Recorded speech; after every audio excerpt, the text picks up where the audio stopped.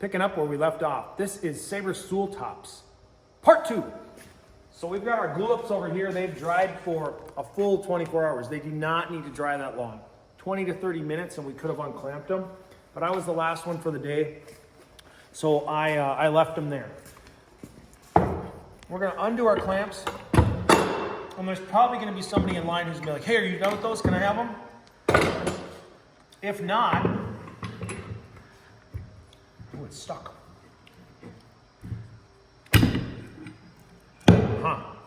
If not, where we're storing them right now is right here. And it's working, but you kind of gotta keep it between the uprights here. If you let it fall between one of these, then we get this mess, which of course nobody wants to touch. But guess what? You're gonna watch me fix it, and I want you to watch the counter on the video and see how long it takes me to sort through these and put them on there correctly.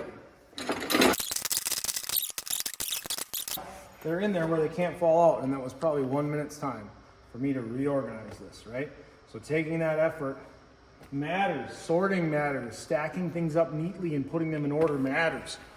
Back to the table. These have a really sharp blade. We've got to be careful about the corners and edges, especially. If we're holding like this, I myself have run a pretty good gash through my hand by scraping, and it gets off to one side and cuts through the soft part of my palm. So you are gonna scrape on a table. You can hold it against yourself like this. I don't have any ledges on the table, but sometimes it's nice to have like a clamped on ledge. Try not to gouge your material. I flat out over glued this. I had more glue than I needed. These beads right here are gonna pop off really easy. That's the beauty of the glue scraper, but a lot of these streaks where there's just too much glue, some of that stuff's not gonna come off as easy. So I can do this, just hold it with one hand and get a little more aggressive. That might help to clamp it. So let's take the time to get it clamped.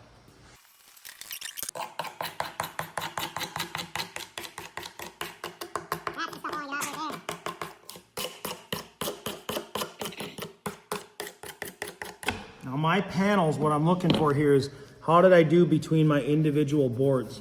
These are almost perfect. They're very nice. And I don't have to, if I had a shift in these, so if there was a step or a jog, what I would do is I would line up the table saw in order to rip right down that glue joint and undo that glue joint, and then I could glue those two back together so they are flush on the surfaces.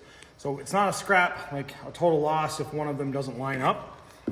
Best thing I would tell you is bring it up to me and be like, hey, what do you think? Does this need help? And I will advise. Let's see if I can get that. Actually, most of those streaks are coming off.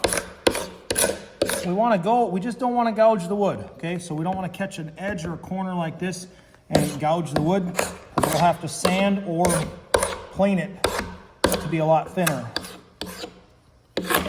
Really nice, okay? Flip it over, we're gonna do the same side. The other side, we'll fast forward through this.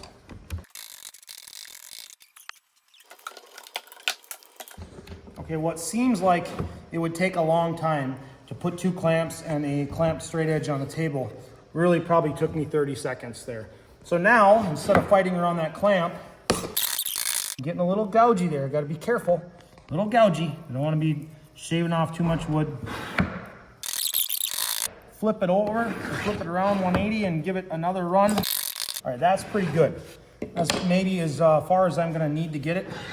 On the ends here, this is all gonna get cut off square, so it's not a big deal. These 2 edges, I wanna find my flat and machined edges. I should have 2 edges that are parallel to each other. And I'm gonna have my ends, my board ends, which are not cut square yet. So I do, just so you can orient yourself on this. While we're at it, why don't we put our name on the edge to start, okay? And if we were to pick a bottom side, we could write our name on the bottom as well. Mine is just beautiful yet. I hate to label either side. I do want you to have your name on this, at least on the edges, I would say, in pencil or Sharpie, so that we can identify whose is whose, okay? Next steps. I know what we're doing. So we could either cut this to our finished size right now in the table saw. Actually, we have to do that first before we can radius the edges. So we need to cut this down. If somebody else is going to use this scraping station, you can leave it set up like this. Otherwise, it's your responsibility to clean up after yourself. Let's go over to the table saw. Back to our friend the table saw. Now, what were the finished dimensions of our board? 11 3/4 by 11 3/4. So come on over. That means I can set my saw to 11 3/4. Look at it one more time. 11 3/4 right there is good. As long as I've got one good edge that I know I want to keep on my machined or jointed edges, like this one's got quite a bit of tear out on it. Well, it's going to get cut off anyway, so it's probably fine. I'm looking at this surface, that's pretty nice. This surface is maybe not as nice. This will get routed, but let's say I want to keep this side. That's my winner. That side goes against the fence. I'm going to put my anti-kickback pawls in.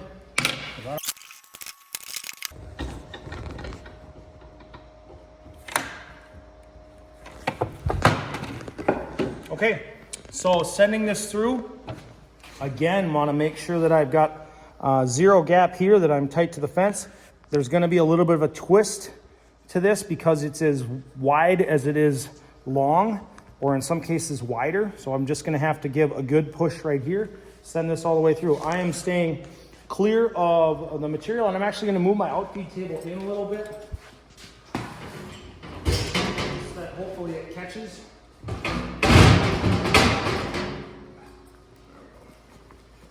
Here we go.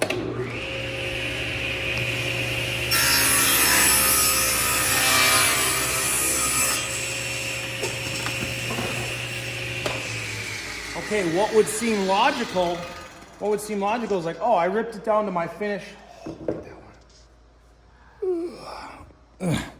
I ripped it down to my finished width, so why can't I just turn it and then run it through this way? And the reason is because when we look down these boards, they are not set to the same, they're not flush from one board to the next. And that's going to happen invariably when we glue it up. So how do we make this cut? We can't do this with the fence of the table saw. Come in and look at these gaps right here. This is the problem right here. We've got varying gaps between the boards.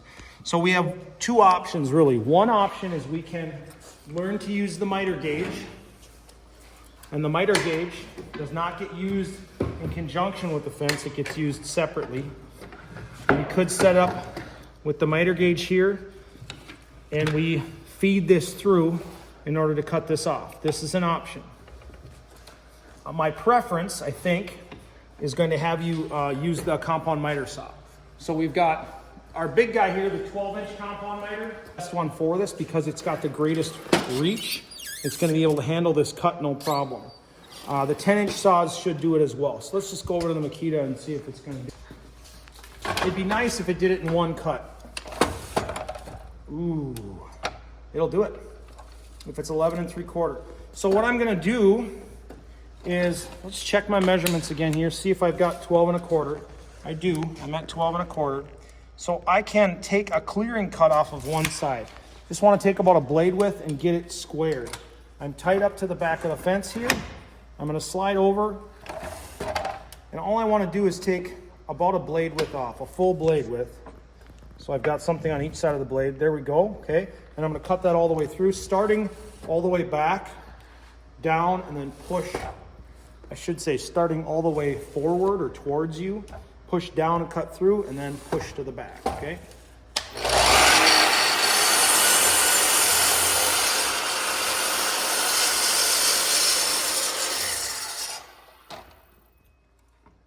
Little sliver of material, beautiful, that goes into firewood.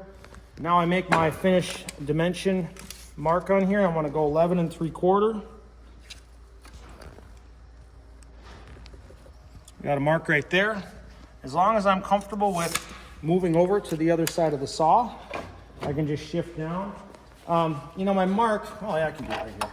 It's going to be the same. So I'll just keep sliding over till I'm right on my mark. You can see it? Kinda. Back there. Yeah, you can see really it. see it. Okay, here we go. I'm They'll pinning understand. it. Eagle claw, flying in. Pinned, okay? Notice it's got a little bit of rock into it. You can't push down here. This would be bad. Take a look at the, you cannot push down here. There's nothing to support it here. So I've got to pin it down and in like this. So it's a little bit more of a challenging cut. You got one shot at this, okay? There we go.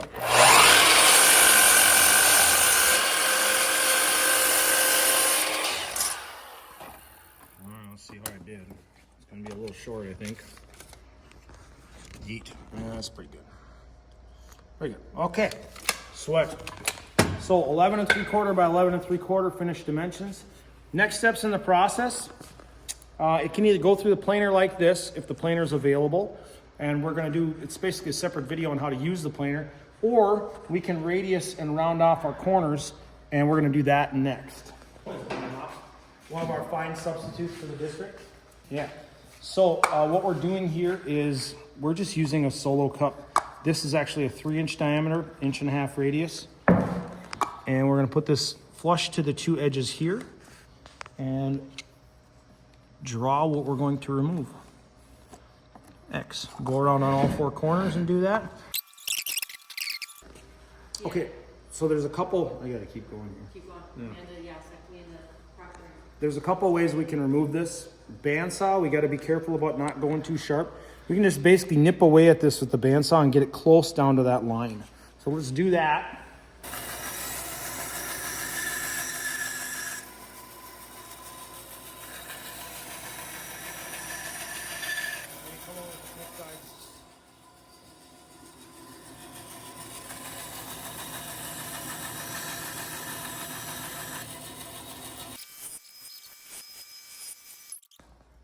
Where do these go? Pure oak hardwood. Into the smoker.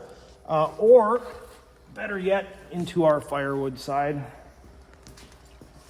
Okay, to finish these off, bring it over to our friend belt and disc sander. Put the miter gauge on the back here. Respect the line. Maintain that line you drew. You can be very detailed and accurate here.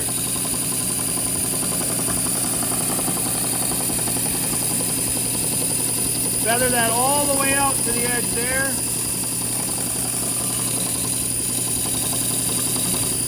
Leave that line. That's money, dude. Put that on a cracker.